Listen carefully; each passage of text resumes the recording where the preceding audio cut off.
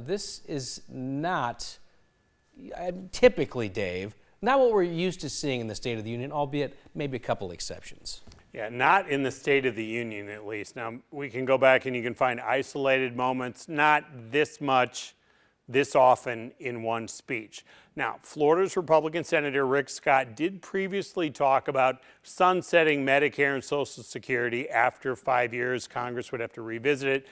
Grassley told me this afternoon that only Senator Scott had supported that idea. So that idea has gone nowhere. That's why he didn't think the president should have brought it up in this setting. And when the president did, it drew Republican jeers and boos last night. It's what we observed last night. And I think the real question is not, is this where we are, but where do we want to go? Social media.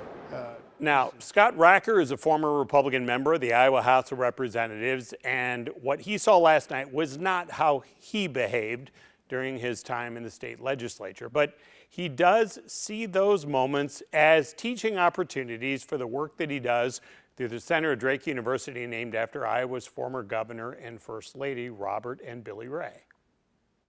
And the opportunity that we have is that people that are concerned with the tone and tenor of civility have an opportunity in their own lives.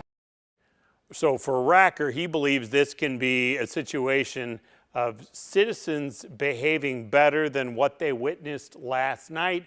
And the hope is that then the politicians could follow their example. Well, it's been like this for well over just this term. You know that as well as anybody, Dave, that things have just gotten a little more, I don't know, lack of civility, is that what you call it?